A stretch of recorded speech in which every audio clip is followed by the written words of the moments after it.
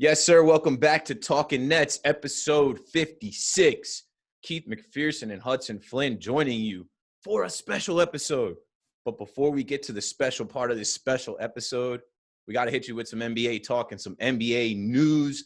Hudson Flynn, what up, bro? Say what's up to the people. Man, what's up, Keith? Back-to-back weeks with special guests, with special episodes.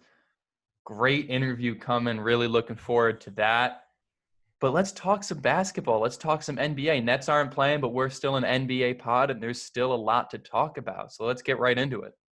Yeah, the news that I want to talk about first is Kenny Atkinson is not getting that Bulls job. I don't know who's going to hire Kenny, but someone's got to. Either way, Billy Donovan gets announced as the next head coach of the Chicago Bulls. I like the hire.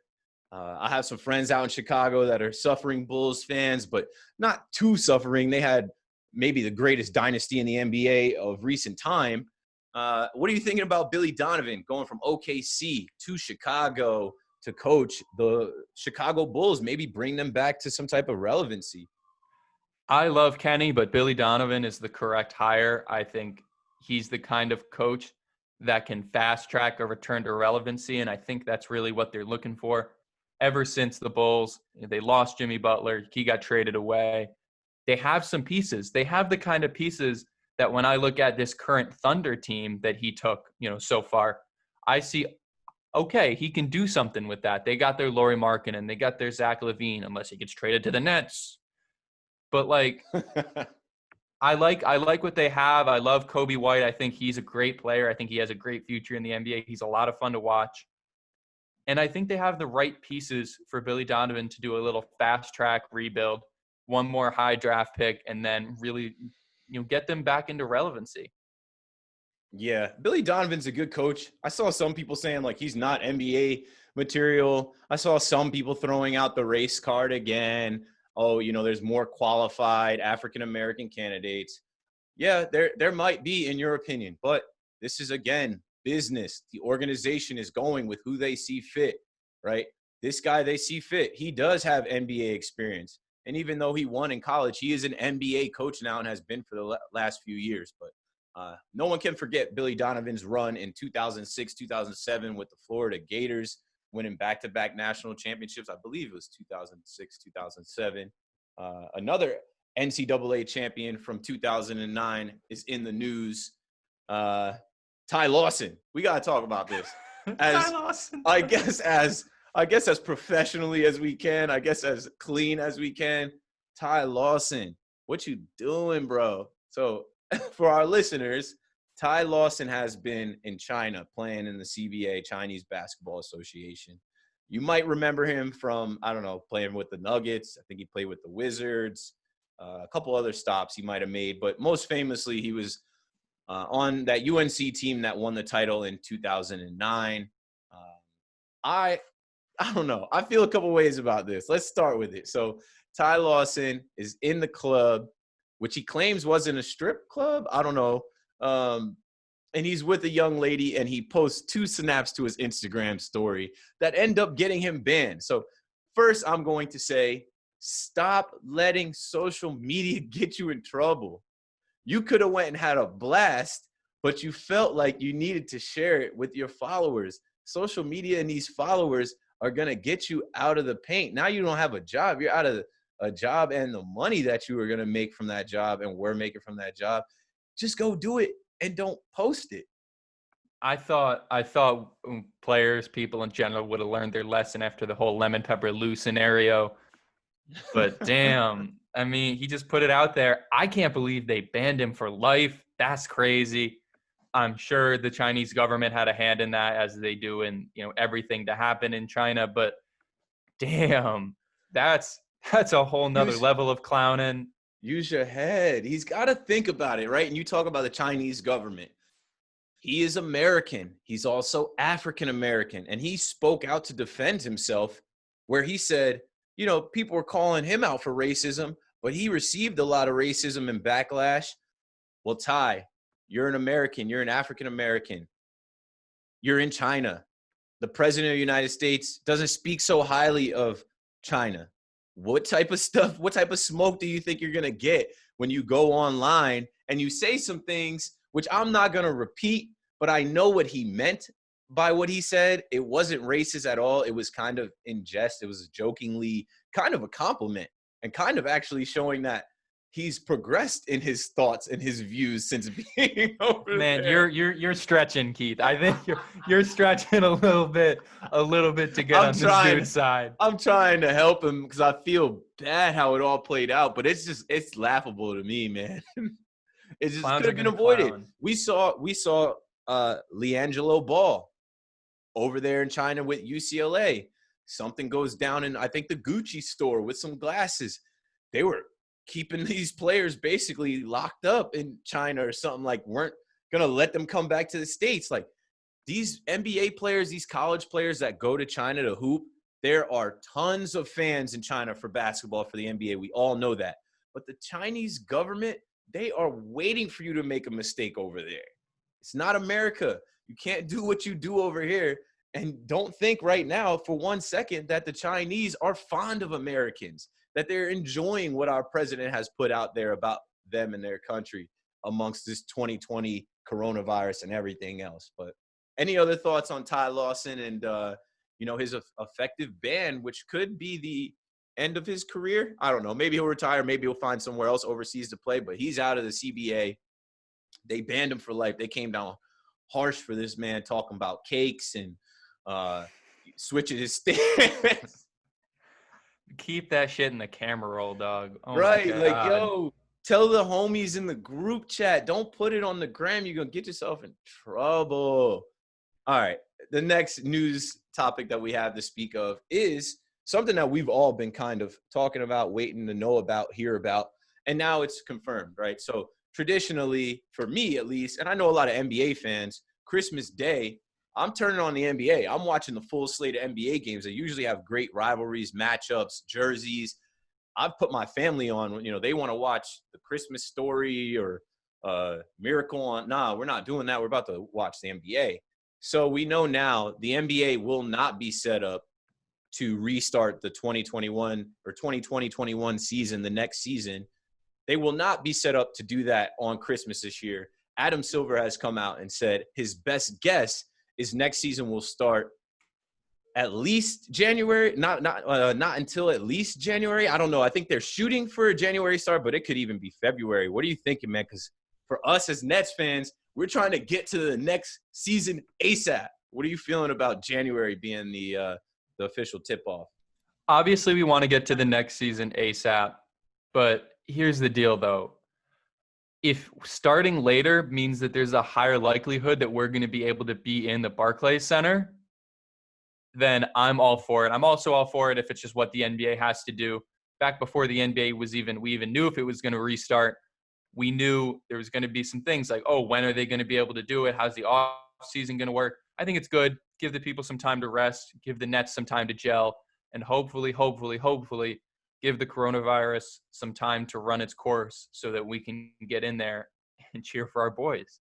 Now, here's a thought. Here's an idea, because a lot of change is going to happen and change is happening now, and things have changed this year more than ever. And we talk about the NBA leads and everyone else follows. I think it would be super dope for the NBA to figure out how to come back on Martin Luther King Day, January 18th. It'll also be the time that around the next it'll also be around the time that the next president will be sworn in. Not sure who that will be. It could be a second term of our current president. I'm good on that. Make sure you're registered to vote. I think that just passed yesterday. Was National Voter Registration Day. It's real easy. Go to vote.org. It'll set you up with everything you need to do. Super simple. Especially in 2020, like you could do it from your phone, you could do it from social media apps. It was all over the place. So you should be registered to vote. I'm not going to sugarcoat it. I'm not going to get on any platform and play around. This will be my first time voting. I'm not voting for Donald Trump. That's facts. That's guarantee. You can hold your thoughts or whatever. Not you, Hudson, but whoever's listening, you can hold your thoughts or whatever on that. I'm telling you where I stand and where I come from. The first time I'm voting will not be for Donald Trump. So obviously it'll be for Joe Biden. And I'm not exactly the number one Joe Biden fan either, but I do understand the importance of choosing, going to vote, speaking out, being active in all of this and in this current climate. So I had to get that in, and that was a perfect way to segue it in. Hopefully the NBA leads, and in January we see the NBA come back, maybe on Martin Luther King Day, maybe around the same time that we potentially could be swearing in a new president, and see some change and see some things start happening to make this world a better place, this country specifically a better place, because most of the time I hate it here from the things that I read online and the news that I see. But better days are ahead. 2020 vision is seeing that 2020 had to happen for us to get to this better future. We're almost there. And that includes Katie and Kyrie being on the floor for the Brooklyn Nets. Absolutely. But we got basketball going on right now. And here's what I'm thinking. If there were Christmas games, I think we might see a Lakers Nuggets Christmas matchup. I don't know why I said that word. It was the weirdest word. It came out of my mouth. It was like the weirdest word I've ever said. But damn, this series is fun to watch. It's fun to watch. Let's get some playoff talk, Keith. Lakers up 2-1.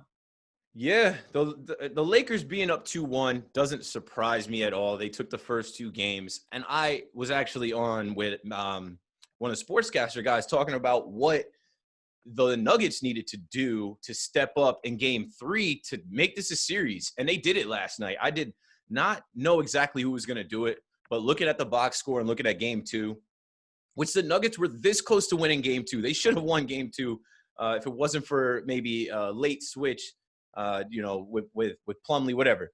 But if it wasn't for the spirit of Kobe being in the building. Yeah, that too. The Mamba jerseys, like that's a real thing. They should just only wear those black Mamba jerseys. But what I was going to say is when I talked about this matchup, I'm like, they can't rely on just Jokic and Murray. Didn't Michael Porter Jr. come out and say we got to get other guys involved? We got to move the ball around to beat these better teams. And when you look at game 2, Jokic had 30. I think AD had 31. Murray had like 25. I think LeBron had 26. So that's a wash. Like the stars pretty much washed each other. The difference came with free throws, and the difference came with role players, guys making big shots, guys like Rondo hitting shots, Caruso, Kuzma, whoever. The Nuggets needed their role players to step up, and they did. I didn't see Jerry Grant doing what he did last night. Monte Morris and Michael Porter Jr. Like they all raised their game. They all got buckets, and it looked completely different out there. The Nuggets had a big lead for a few different times in that game. And if they can play like that, if they can duplicate that, which I don't think they will, I will tell you right now, I think it's Lakers in 5. I think the Lakers gave them that game. I think the Lakers didn't give them that game. Nobody gives them a game. But the Lakers knew that game was out of hand. They tried to come back, but now they're going to use what they saw in that game 3 to stop them in game 4. And then once it's 3-1, we know the Nuggets come back from 3-1, but this is going to be different. I think you really see, LeBron and AD close it out. But yeah, what are your thoughts on the Nuggets-Lakers series as it currently stands? Man, you are completely wrong. The Nuggets got a game stolen from them. They should be up in this series 2-1. AD, that's not a shot he normally hits. If you're, looking back at it, that's a shot that you can live with, normally. It's a shot that he missed actually against the Nets to win the game the last time the Nets played with fans in the stadium. I like the Nuggets. I like the Nuggets in 7. And I just can't get over how good Jokic is. He's insane. He's on another level. He's hitting threes in LeBron's face. He's hitting like fadeaways. He's hitting the most rainmaker, rainbow type shots I've ever seen. Assists, rebounds. He's an all-around amazing player, top 5 player in the NBA, at least top 3 in the bubble right now for me. I like this series. I like this team. I think they have no quit. I think it's going to be a close series. I think it's going to go to 7, and I think that's going to be to their detriment because they're going to lose in the finals because of it, because they're going to be tired. Can't go to 7 in every game and every series. But damn, I love this Nuggets team. I'm all the way on their bandwagon. I said it last episode. I'll say it again. I'm a Nuggets fan, and I'm all in on this team right now. Boo. I root for LeBron. LeBron only. We need LeBron to go to the finals and win another chip. So I'm completely biased. I root for LeBron and the Nets, and I think LeBron turns it on. I think LeBron understands, like, yo, this series could be flipped. You're a couple plays away from it being 2-1. And I think LeBron and AD figure out how to turn it on, and the Nuggets aren't going to have an answer for them. So I said Lakers in 5, maybe Lakers in 6, but I'd like it to be Lakers in 5. The Lakers take the next 2. But shout out to Kobe. AD yelled Kobe after he hit that shot, and that Kobe energy is there. That's also another element of it too. For the Lakers, I want to see them go back to the finals, and do it for Kobe and maybe win it for Kobe. That's just what I'm on. I want to see Lakers and I want to see the Heat. So let's talk about the Heat being up 2-1. Boston got a game. But that's another series that I think the Heat are in control. I think the Heat will close them out. I love the Heat. If you've heard me on this podcast for the last probably month, I've been pumping the Heat and all the guys on their team, and Big Face Coffee and Tyler Hero is Rookie of the Year on and off the court and all that. I would love to see Miami face off against LeBron, go to the finals and play against LeBron. We're dealing with this bubble, right? It's in Orlando. Nobody wants to see, me personally, I don't want to see Nuggets Celtics. I definitely don't want to see Nuggets Heat. I guess it would be cool because, Jokic and Murray, I am starting to watch them play more and like to see them play, but I want to see LeBron. LeBron is the king. I want to see the Heat. Pat Riley, Spoelstra, this team they put together, go and play against LeBron, and then have a title on the line between LeBron and his former team. And I don't rock with the Celtics at all. There's no part of me that roots for the Celtics, especially with the Kyrie stuff and them getting Kemba this year and them continuously talking about where is Kyrie and trying to throw Kyrie under the bus and make Kyrie out to be a bad guy. I'm rooting for them to lose the next 2 games. What are you thinking about the Heat and Celtics series? Yeah, we're on the same page on this one. Celtics blow. I hate them. Go Heat. End of conversation. All right, cool. Well, one thing I wanted to kick to you guys before we get into the interview is, I don't know if you're paying attention out there, but the Slim Reaper has been going on a little podcast run. He's been on a little podcast tour. In this last week or 2, I've heard him on the Joe Budden podcast. He called in the Joe Budden podcast, had some jokes with those guys. I don't know if you guys are into hip-hop, but the Joe Budden podcast is one of the top hip-hop podcasts, if not the top. Then he was also on the court.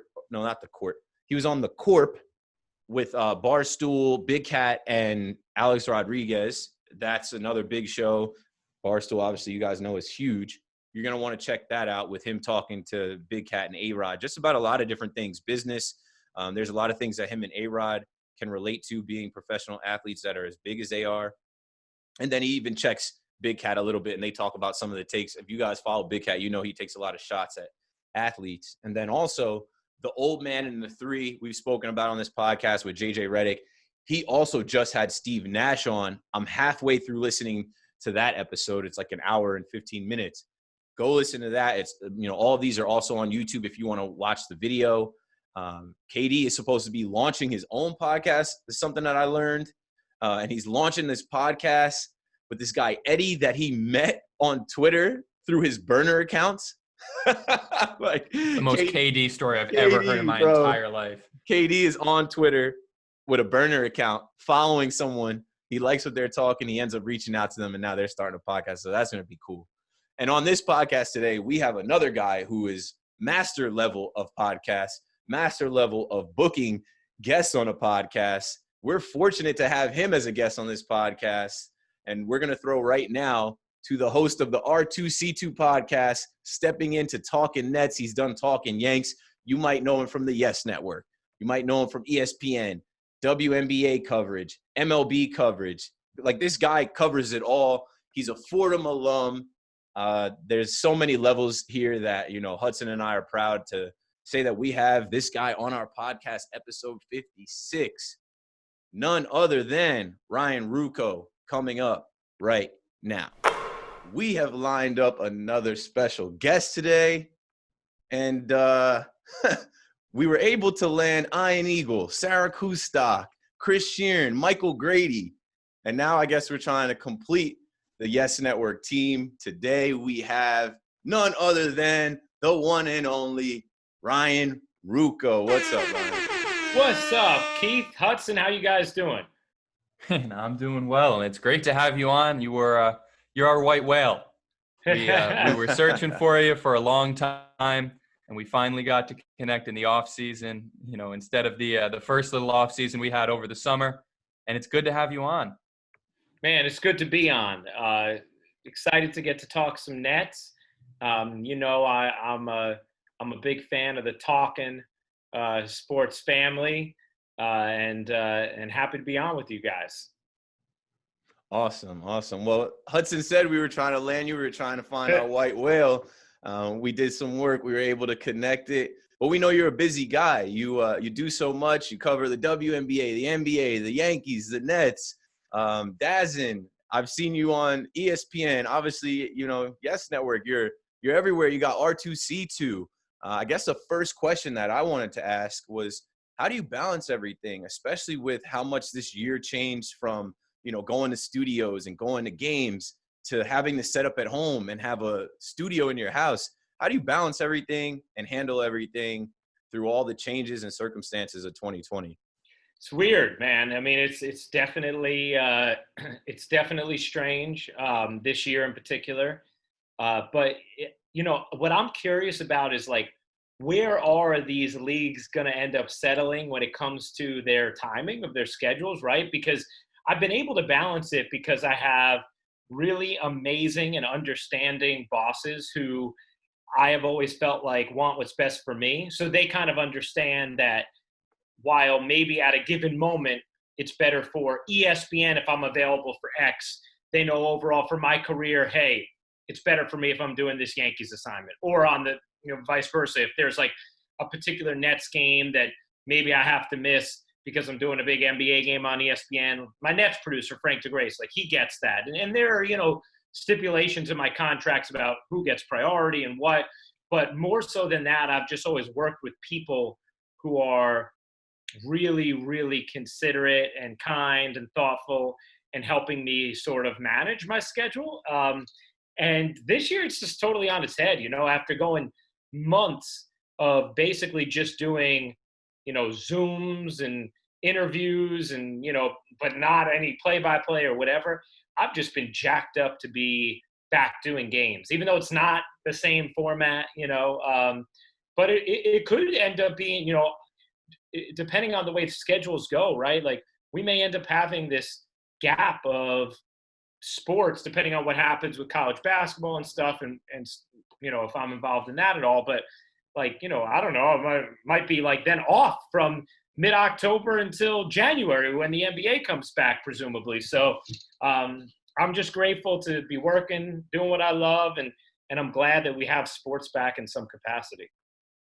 Yeah, I saw that Adam Silver, we were just talking about Adam Silver saying that his best guess was that the NBA would be back in January sometime, not Christmas like some people expected. So yeah, we might end up in a time. I mean, we'll have NFL, but we might end up in a time here where MLB ends, NBA ends, and it kind of slows down for a little bit for the cold months.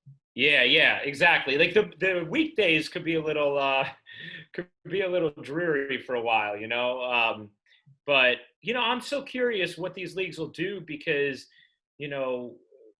you want to get fans back in the stands. That is an enormous part of the revenue for these leagues, right? It's not sustainable for them to continue the way that they are built without that, and you can get through an intermediate moment in time, but it's a priority. And Adam Silver's talked about that on the record, right? He said like, hey, look, like our number one priority is getting fans back in the stands. But when is that? When do you feel safe with that? We're certainly moving towards more tools to be able to do that, even if you had to rapid test everybody before they came in, right? But, is that going to be late January? Is that going to be March? Would that be April? Like, how would it not be till June? How do these leagues balance that? So I think everybody's just in flux. The one thing we've seen, right, guys, is like there's malleability from these leagues, and they've shown us they will, do what they have to health and safety wise to still give us the product in whatever way they can. Yeah, the NFL having fans, I guess, is a step in the right direction. Yeah. We got to hope that this winter or this fall into winter that the numbers don't spike too much. We certainly miss being in the Barclays Center. This is our first year doing Talkin Nets, and I kind of thought, I think I went to 2 or 3 Nets games this year, at least 3 Nets games this year before everything shut down. And I kind of thought we'd be doing this and be able to go to Barclays Center and get content. We weren't able to do that. We've done as much as we can on Zoom, booking guests like yourself. Here's a question for you. What's your favorite NBA arena or city to visit? Since we can't go this year, I'm sure you've been to a few of them. What's your favorite place to go see? Yeah, I mean, I've been to all of them now, except for I have not been to Golden State's new arena. But my favorite city to go to for games is LA. Just because, I mean, I know LA is LA, but I just have really good friends out there. And, you know, a lot of time, and you get the weather, right?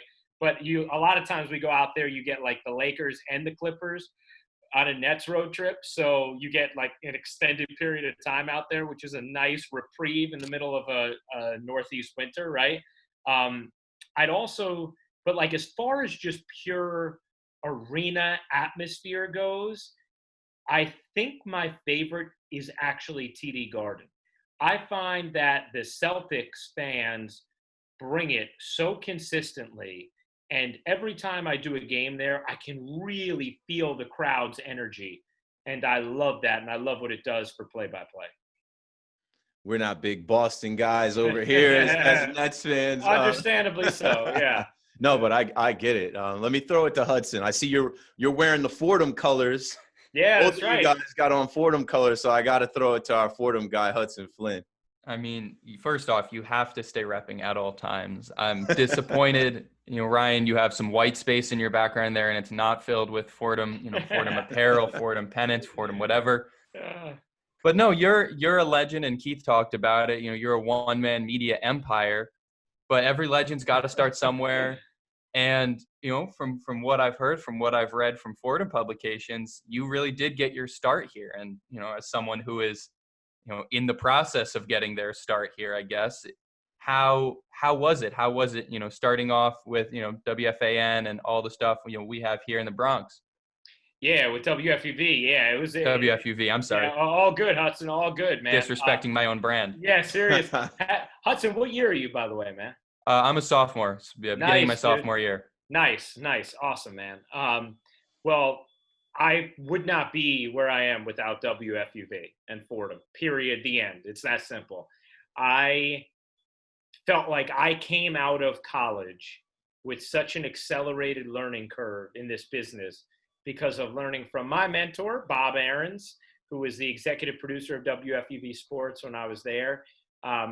And because of the access we had being in New York, you know, I mean, I was 19 years old in the Yankees clubhouse, you know, in the Nets locker room, in the Giants locker room, having access to so many different play-by-play guys, whether they're Fordham alums like a Mike Breen, a Chris Carino, a Bob Papa, a Michael Kay, or just local guys who would come in and do workshops for us. So, you know, I tell this story sometimes, but like one of my key foundational pieces of confidence broadcasting came from Gary Cohen, the Mets play-by-play announcer. He would come in every year, do a workshop for us where, you know, you'll experience this, Hudson, if you didn't already, but you will moving forward, where people will come in, talk about the business, listen to tapes, give feedback. And Gary listened to me doing a basketball demo. And it was my sophomore year, which was my first year at Fordham. I transferred from Loyola. And he listened to me doing the demo and he said, "Did you play?" And I was like, "Yeah, I played in high school." He's like, "You have the rhythm of the game in your voice. You can really do this." And for me, I had already started to feel like, I feel like this is my thing. I think I can do it. But to hear someone of Gary Cohen's stature tell me I can do this, I can't tell you just how far that confidence extended for me. And it was one of those key building blocks of my confidence that I had then and could keep building on top of. And so Fordham gave me access to people like that to get feedback, to build my confidence, also to be critiqued by and get better. And then to have access to when it came to seeking advice in the business or maybe even being teed up for different gigs. And then I also had the mentorship of Bob along the way, making me better, listening to my tapes. I had the radio station right there, and I just immersed myself in the radio station. I knew what I wanted to do, and I said, yeah, I'm going to get by with my grades in school and that, but I know that's not really where I'm going to learn this stuff. Where I'm going to learn this stuff is in the shop, right? Like, you can't get better at broadcasting by reading a book. You just can't. So I did everything I could to take advantage of that time I had at Fordham, so that when I left, I was as good as I possibly could be at this moment in time. And getting all the reps that I did with the coaching that I did and the support that I did put me in position, I think, to be ready to be on the air right when I graduated, which gave me a significant leg up. Well, absolutely. I mean, first off, me talking to you now, it's talking to another Fordham legend. I'm in your shoes talking to someone who, I could look up to from a broadcast perspective. And you mentioned how you were told, you have the game of basketball, you have it in your voice, you have the tempo, you have the pace. And obviously this is a Nets podcast, but this is a basketball podcast, not more than just Nets or the NBA. We talk basketball here. And you're a WNBA guy, and the WNBA has, moved itself onto the scene a whole lot more, in recent times, especially considering they were able to start up before the NBA, before a lot of these leagues. So, for those listeners that we have that maybe aren't as, abreast with all the information in the WNBA, what can you tell them? What's going on in the league right now? Give them the whole rundown.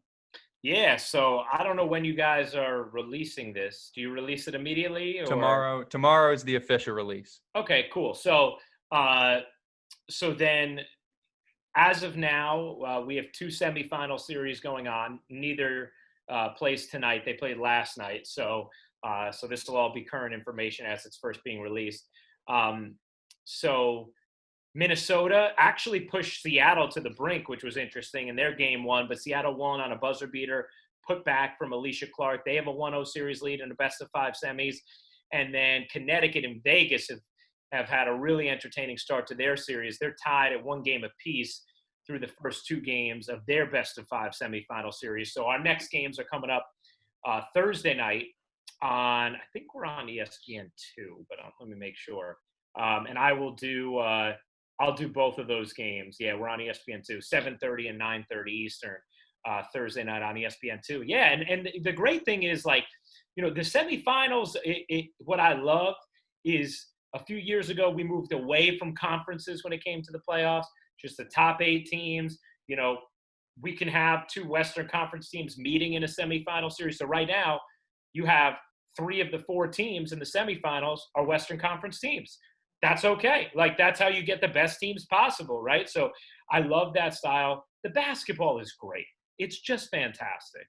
I when I was first asked to do the WNBA back in 2012 or 2013, I had already been doing Nets games. And I remember thinking, like, and it was ESPN asking me, and I hadn't done much play-by-play for ESPN.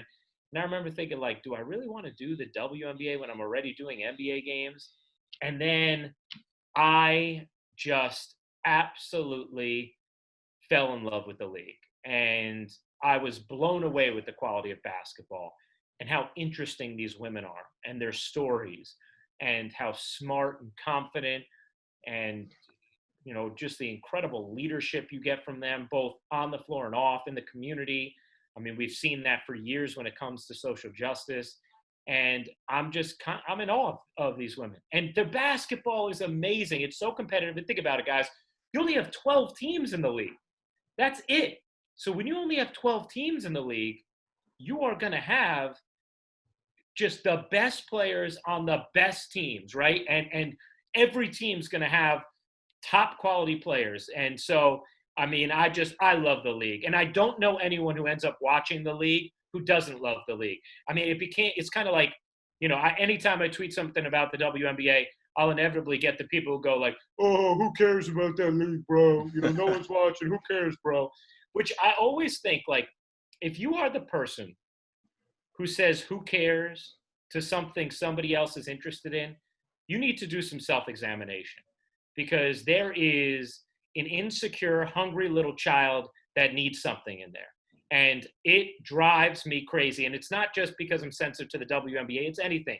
If somebody walks up to me and they're passionate about gravel, and I can tell they are, and they're telling me about all the little stones, and they're in love with gravel, like, I'd have to be a real jerk to be like, who cares, man? Who cares? Like, this person cares. This person cares. Like, so don't dismiss it. And there are spaces for leagues, teams, organizations, whatever. Sorry, I know I'm going a while here, but who are not at the tippy top, right? Like, Burger King doesn't say, like, no, I can't have a space here because of McDonald's. Sure, they can. Is the WNBA ever going to be the NBA? Well, of course it's not. But is there a space there for them? Yeah, absolutely. And anybody who knows the game, like the players of the NBA, and watches the WNBA, sees how great the basketball is, just like real hoopers do. Listen to the way the NBA players talk about the W. And so I just love this league. I absolutely love it. The women are great to work with, and I'm so happy that the league has continued to grow. Absolutely. That's awesome. Hudson, awesome. you got something? Because that's like what he just did was exactly the answer to another question that I was going to ask. But Hudson, do you have another question about the WNBA? Well, he actually segued perfectly into my next question, and that's just more credit to his broadcast chops. Had no idea what I was going to ask next. Managed to do it perfectly. It's ESP. That's what it is. Right. That's exactly what it is. You got that sixth sense. But you mentioned how they're leading off the court, even more than they're leading on the court. And Keith always likes to talk about how the NBA leads and all the other leagues follow, especially when it comes to social justice. But in this recent climate, we've seen the WNBA lead even more so than the NBA has. And they've obviously been on the forefront of everything that's been going on. And you mentioned it, in passing. But if you could get more into like how the WNBA has made this change and, really worked, for the things off the court while also, creating that awesome product on the court. Yeah, I mean, I think these women have been on top of this for a very long time. You could think back to July of 2016 when the Minnesota Lynx wore T-shirts in honor of Philando Castillo. And, I think anybody who has ever seen that video knows just how horrifying that incident was. And it got attention, certainly, but not necessarily the widespread attention we saw this year. And the WNBA, especially, just kind of permeating mainstream sports, right? And the WNBA was on top of that. The Minnesota Lynx they held a press conference wearing shirts to let their voices be heard, let people know that they were not just going to vocalize change, but put action to their words. And we have seen these women constantly use their platform to share what they truly believe. And I think they feel a real obligation and duty to do that. And they don't scare. It's not an easy thing to put your career on the line, right? Or to potentially sacrifice business opportunities when you're dealing with sensitive content.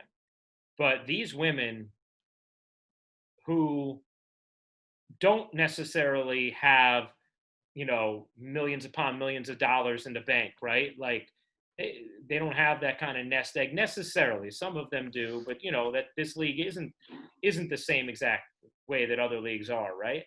And they put it on the line to fight for what they believe in because they believe it's the right thing to do. And so I respect the heck out of them. They are creative with it.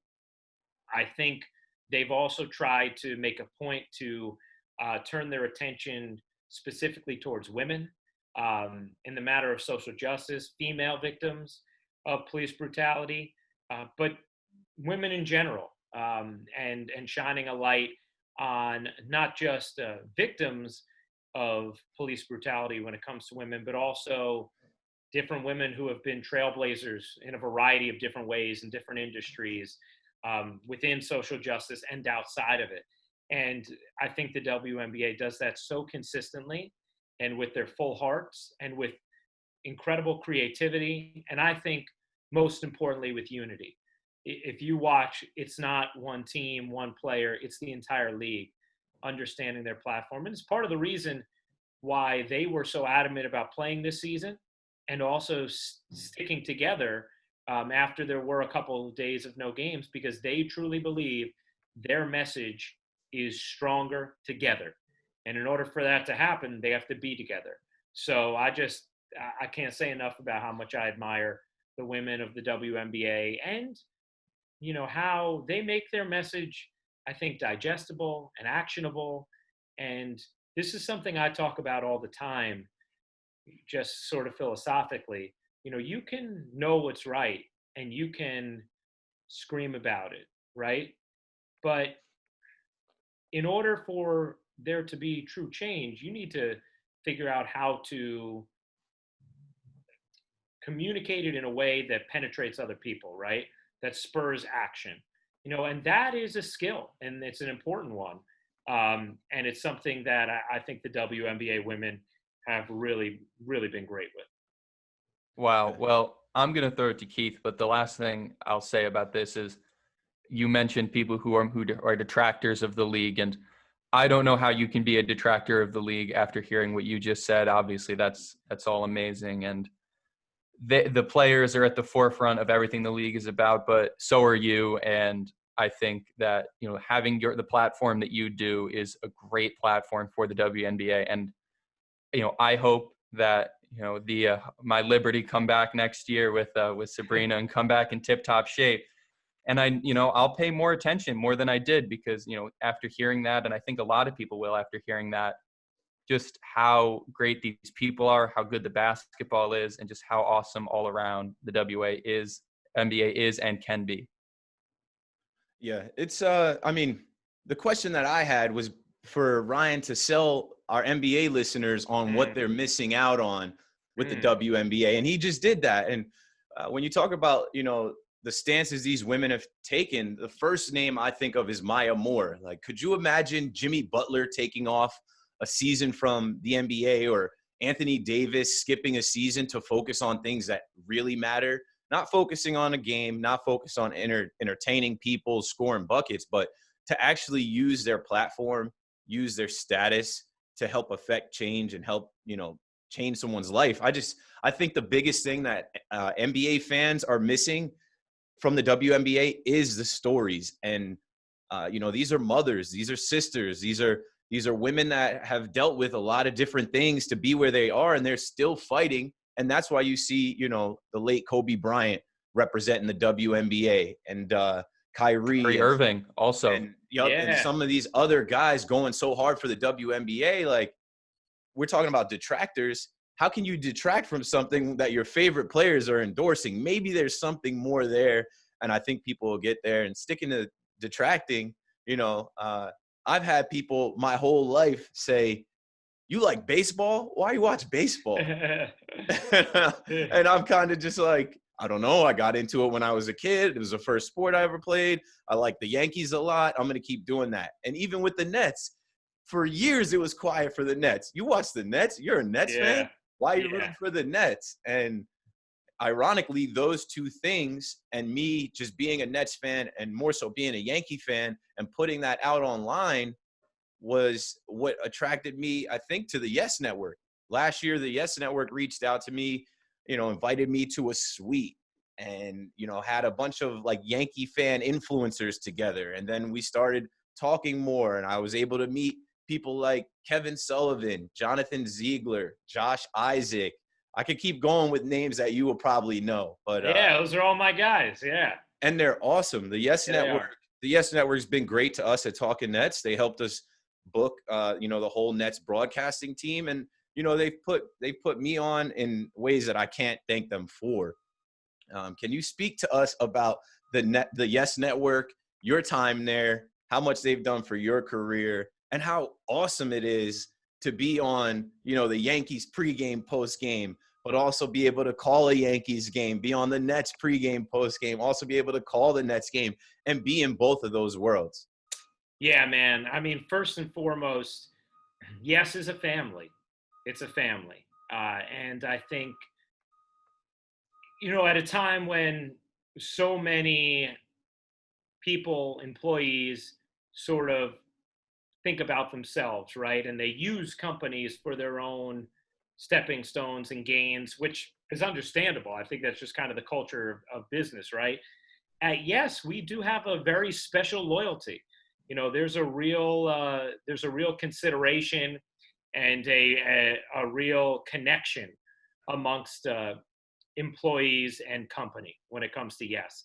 And that culture is created by John Filippelli, our president of production and programming, who has been there since the start. In addition to Flip, Woody Fryman, who's been there from the start, is one of the best humans you'll ever meet in your life. And now our CEO, John Littner, who came in a few years ago and is very much of the same ilk as those guys, just as far as caring about the person first and creating a team atmosphere. And so I think first and foremost, I just feel like one of the things that's made me sad during this time is not seeing all my teammates with the Yankees and with the Nets, because those people are my friends, and I've been with the Yes Network. I'm 33 now. I've been with Yes since I was 19 years old. It's a long time, and they've seen me grow up, seen obviously a lot of formative years, given me more and more opportunities. And you travel with these people, so you become super close. I mean, it was cathartic to me just to be back calling Nets games at Barclays Center off a monitor for the end of the bubble regular season, just getting to see our great producer Frank DeGrace and getting to see our director Dan Barr and Michael Cooney and Sarah and Grady. I mean, it was heartwarming for me. And then being at Yes the last week, even though I haven't gotten to do play-by-play this season because of the weird quirks of the schedule, just getting to do the last week in studio and getting to see Jack Curry every day and Jared Boschnak, our incredible studio producer, and John Purcell, one of our directors there, and Josh Isaac, who you mentioned before. Like, those people and our whole research team, they're Jeff Quagliata, Glenn Giangrande, like they're friends, and so I love the teams, I love the Yankees, I love the Nets, and so it's so cool to be involved with both teams. But I loved our team at Yes, and I just love getting to do what we love with people we love. Awesome. Yeah, the Yes Network has helped me live out literal dreams. Like, I've been in the Connecticut office, I've been in the New York office. I had 2 commercials with the Yankees. We did 2 live streams with the Brooklyn Nets, and these are type of things that I prayed for and worked for and hoped for. And then when I actually got to meet the people at the Yes Network, my mind was blown on just how down to earth, cool everyone is, and how they treated me just being someone literally off the street that they found on the internet and they took a liking to. And I've been able to meet Meredith, Michael K. I've been able to meet, I met quickly Richard Jefferson, Chris Sheeran. I've met a couple times, and it's literally like breaking that wall for me as a sports fan, growing up as a Yankee fan and a Nets fan, watching both on Yes Network, to be able to work with and meet guys like yourself. It's awesome. Thanks, man. I mean, I know they'll all appreciate that, and they're amazing. They really are. So let's talk Nets. Here's a question for you. What did you think when you woke up and you heard that the Brooklyn Nets have hired Steve Nash to be the 23rd coach in franchise history? What were the first thoughts you had hearing that? Well, strangely enough, he was in my dream last night. and I'm sure he'll be happy to hear that. Yeah, exactly. And it was me, Steve, and I don't know if it was Sean Marks or who else was with me, but I had never met him before. And I was just like all excited. I'm like, hey, Steve, we're so excited. We had a whole conversation about it. It was very lifelike. Anyway, he seemed very excited for the job. But I was pumped. I was really pumped. I figured Sean Marks would hire someone that we didn't see coming, because he is incredible at keeping sensitive information close to the vest. And so I just thought that all this talk about, yeah, this guy's a candidate, this guy's a candidate. It's like, I don't know. I just felt like Sean was probably, going to pick someone who we didn't think about. But I hadn't thought about Steve Nash. I never had. And I should have, given his long standing connection to Sean and his relationship with KD. But I love it. I absolutely love the hire. Who knows what kind of coach Steve Nash will be, but his communication style has always been lauded. He is someone who the stars and the rest of the team will obviously respect. He is amazingly bright and empathetic, sensitive. I think he has a ridiculously high EQ, which is, to me, a very, very important quality when it comes to leaders. And he knows how to win.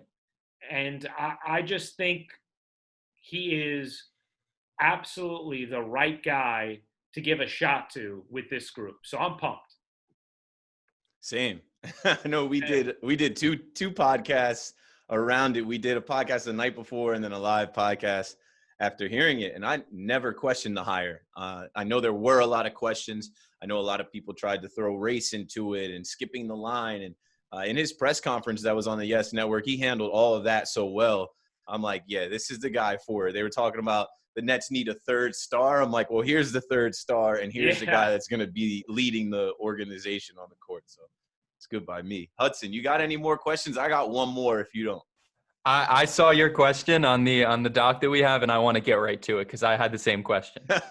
So obviously, we know you're a big Star Wars guy. You have the R2C2 podcast with CC Sabathia. For those listening that don't know, you should know. And I got my baby Yoda right here. Got the baby Yoda on deck. So my question is, the Mandalorian is coming back. The trailer was awesome. The first season was awesome. I wish they would just release it all so we could just binge watch it when we have the time. But are you excited for that? Do you like what Disney did with the Star Wars series, reimagining it? And do you think that Mando and Baby Yoda are going to get into some trouble this season? Like, give me your thoughts on what Disney has done with Star Wars, and what do you think we can expect from the Mandalorian season 2? Man, I love the Mandalorian. I love it. I love the way it's shot. I love the soundtrack to it. Like, I just think the score is amazing. Like, somehow it does feel like a space western.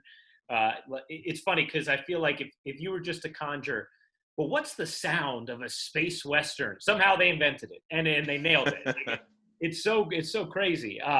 But I love the show. I really liked how there was a thread through the entire season, but each episode sort of felt like its own story with a beginning and an end until probably the last couple episodes, and that was a little bit more sort of collective. But I love it. I love the characters.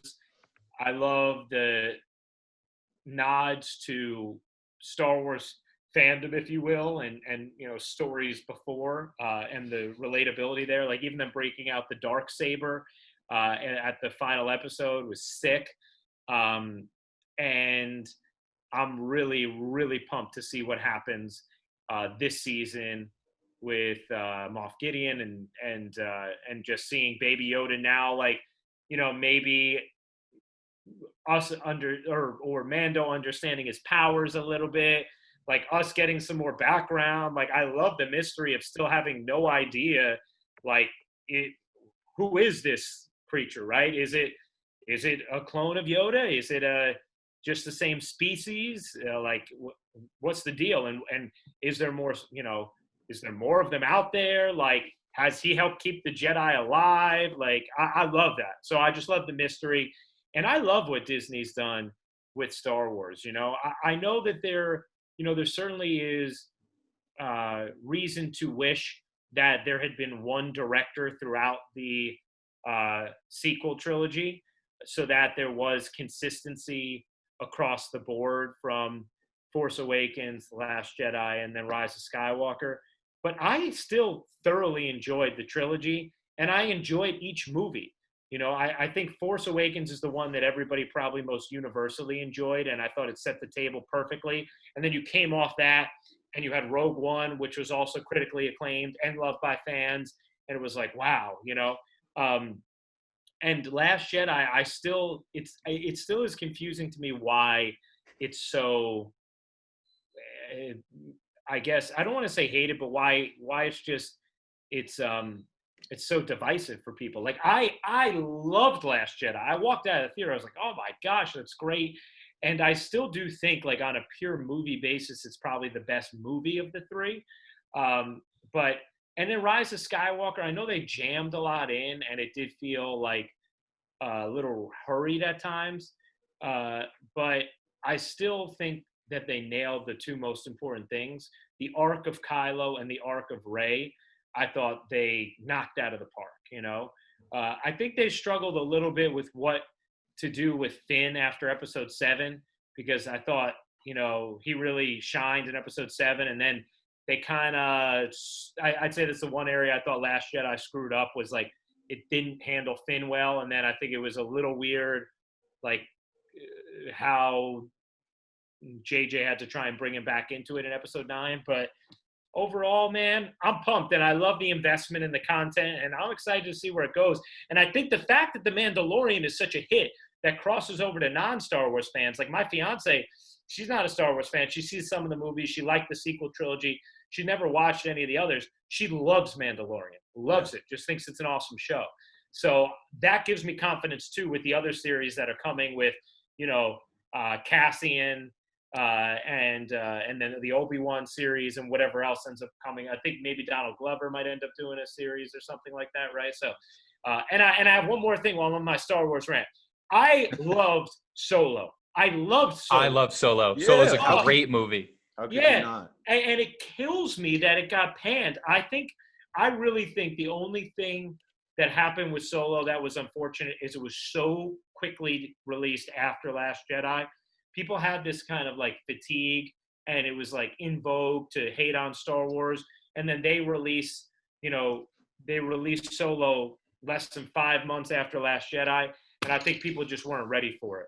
But it to me, it was fantastic, and I would love to see a Solo too. And I know that was the original plan, and I hope at some point they rejuvenate that. I love it. I gotta hop, Keith. I gotta hop in. Usually I give you deference, but this is Star Wars talk. I gotta roll here. I love The Mandalorian because I think what they did with that is exactly the thing that they messed up in Rise of Skywalker, the last movie, is they were able to put in throwbacks to like the extended universe, to the previous movies, to all of that without bringing the Emperor back and doing things like that. It was not blatant pandering. It was great. I love the movies. I really don't have any problems with them. I think they're fun. They're good movies, except I didn't like how they just ruined the whole arc of Darth Vader. That was tough because they were, he killed the Emperor and then, he's back. That's my one anti-Star Wars, Disney Star Wars take. But no, it's so much fun. I ultimately wish they wouldn't have brought back Palpatine either. Like I do, but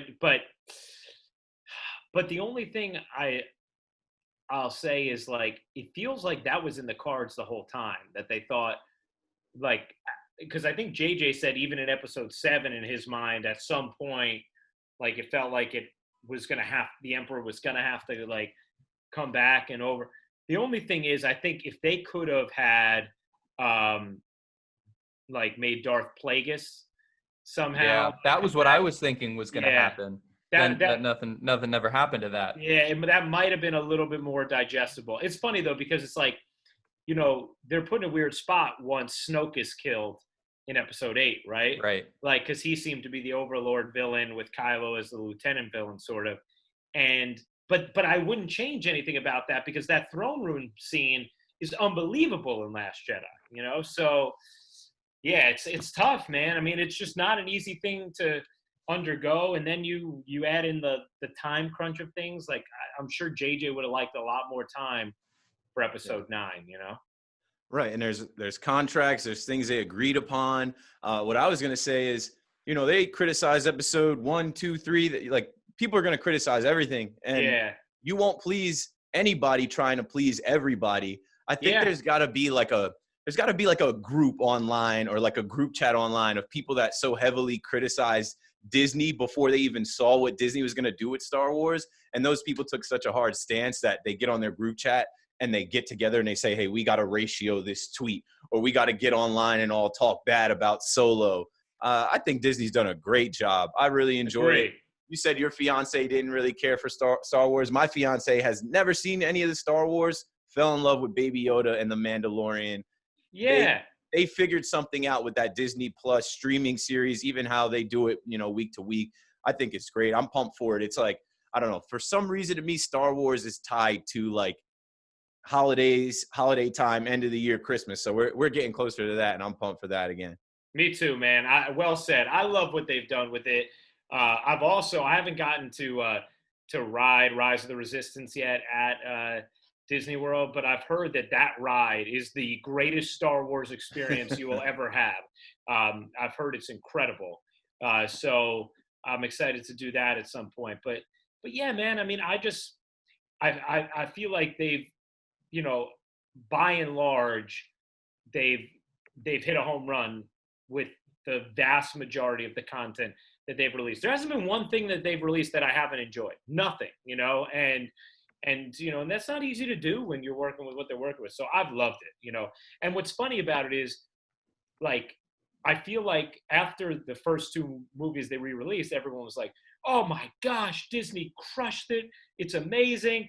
And then people, kind of to your point, Keith, like people were like, oh, we need to come back the other way, and like, it's unfortunate. And social media certainly is a place that perpetuates negativity and Right. a lot of times unwanted or unwarranted criticism, in my opinion. But I do love every single movie, and I think Disney is the right place to have Star Wars moving forward, and that they'll do amazing things with it moving forward. And they've done a good job respecting, I guess, the older fan base or where it came from. Like, it's not like they've disrespected the fan base or done something completely left where you're like, whoa, where are we going with this? They have to make it their own and make their own tweaks and take certain characters out and build their own story. I've enjoyed everything since Disney has taken the wheel. 100%. That's how I feel too, man. I feel like they've really, really done a great job of getting new fans involved, but also creating, something that the old fans really enjoy also. And look, dude, just think about, remember Halloween, like after Force Awakens, which was, 10 months after Force Awakens. You remember how many Rey costumes there were? Yeah. Like, I mean, huge. Like, just to be able, like, Rey is an incredible Star Wars character. Incredible, So yeah, I give them a ton of credit for what they were able to do with this. And you know what? I love I know it wasn't Disney, but I love the prequels too. I know people hate on them, but Revenge of the Sith is a perfect movie. It's an amazing movie. It's amazing. It is amazing. It's so good. So I'm curious what other projects. And I love that. I always forget how to say his name, but Taika Waititi, is that how we say his name? I forget, but he directed the final episode of Mandalorian, and he also won an Oscar for best screenplay this past year, and he is going to be directing a feature-length film for Star Wars and co-writing. So I think that movie is going to be. I just trust that dude implicitly. I believe he wrote Jojo Rabbit, I think. So I'm so pumped about what he's going to do for Star Wars, and that Disney selected him to direct a movie. Okay, last question so we don't keep you for the full hour. And this is the tie-in from Star Wars, Talkin Nets to Talkin Yanks. Last question. The Empire is ready to strike back. The Yankees, the fully operational Death Star, looks like, the pitching, the hitting is together. Guys are healthy again.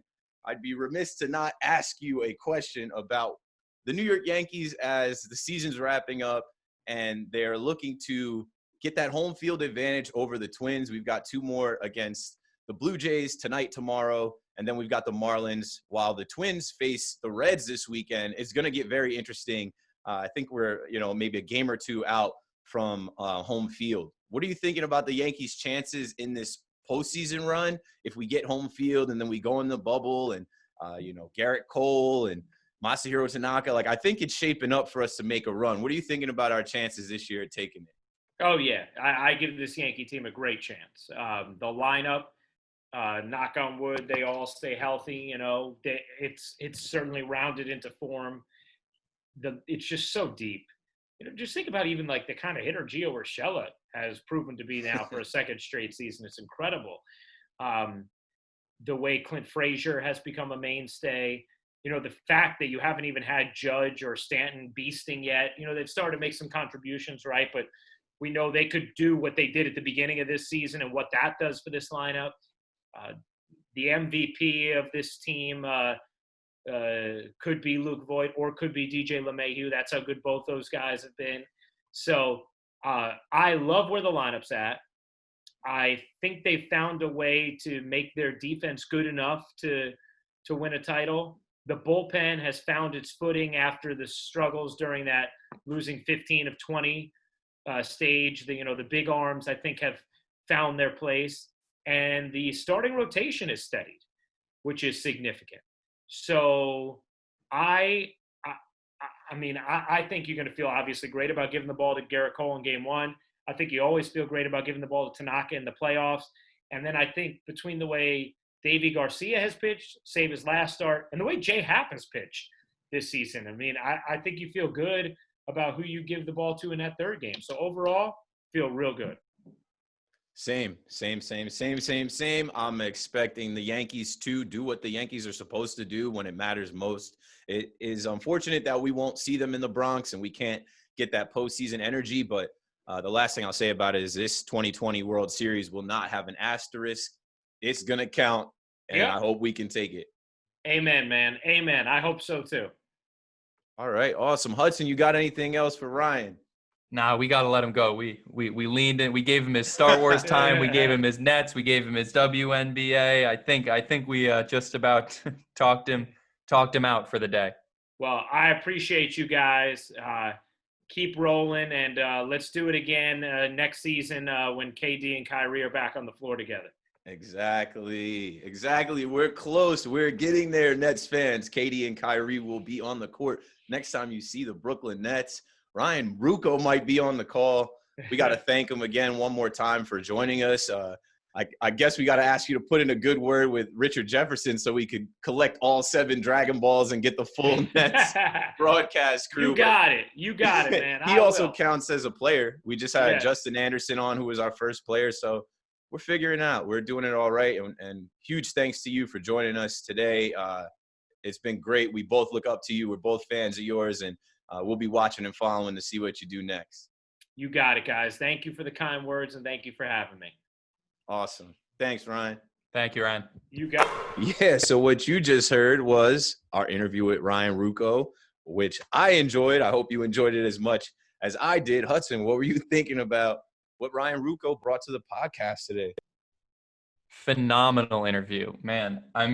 We know that guy, obviously great podcaster, great broadcaster, great everything.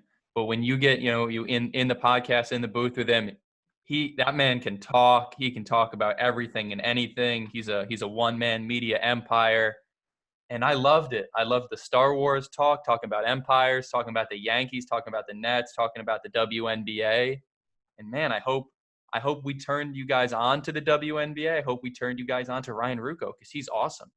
And maybe turned you on to some Star Wars. Like, we're going into a time where, it's going to get cold again and we might have to quarantine, and what you can do? You can go look up those Star Wars movies and watch all of them. Man, Ruocco is great. He had the Baby Yoda in the corner. He had the books in the back. It makes me want to get back into reading because reading definitely helps your pronunciation, enunciation, speaking on the microphone. I'm definitely going to have to pick up some books for this winter. What else did I take from that interview? Obviously, we talked about the Yankees. Ruocco has been on Talkin Yanks, I think, at least twice. So to have him on Talkin Nets today was awesome. And then, like I also said, it completes the the Brooklyn Nets broadcast team, Iron Eagle, Sarah Kusta, Michael Grady, Chris Sheeran, and now we got Ryan Ruocco. So maybe we'll get Richard Jefferson, and then maybe we can start getting some more Nets players, NBA players.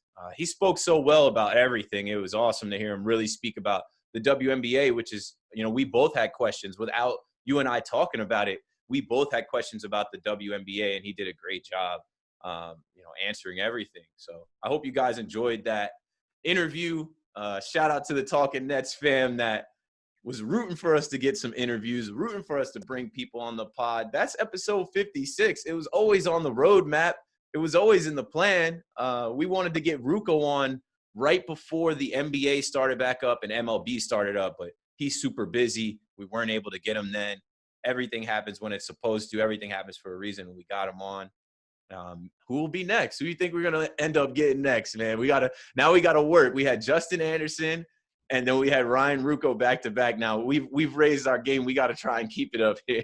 Not saying any names, but just know we've got people in the works. We've got our tentacles out and everything. We're ready. We're ready to bring more people on, and just be ready because it's coming. It's growing, and we're building to 2021, but we're still rocking in the off season.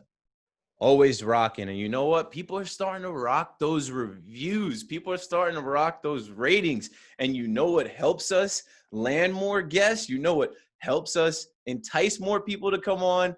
It's when they go on Apple and they see a rating and they see a review. And we've only literally been around for 56 episodes, which is, I don't know, maybe 8-9 months this year, not even. We got a new review. I'm going to read it for you right now. The name, I don't know what this name is. I think it's like someone just hit the keyboard. It's DDHJJJHFGHHU. We love it. Whatever. Shout out you. When you just hit the keyboard with your hand, somebody anonymously writes, 5 stars, love the pod. I've listened to the podcast for the last couple of months, and I just love all the information you guys have and the great interviews. Really good convo with Justin Anderson. Looking forward to what's coming next. And what's coming next is this Ryan Ruocco interview. Perfect. We need you to leave reviews. We need you to rate the pod. It helps us grow. It helps us just look better. Obviously, we know who we are and what we're doing and what we're building here. But to the outside world, one of the things that they judge podcasts on is rating and reviews. So subscribe to the pod. Tell a friend to tell a friend. Hey, Talkin Nets, Keith and Hudson, John Boy Media.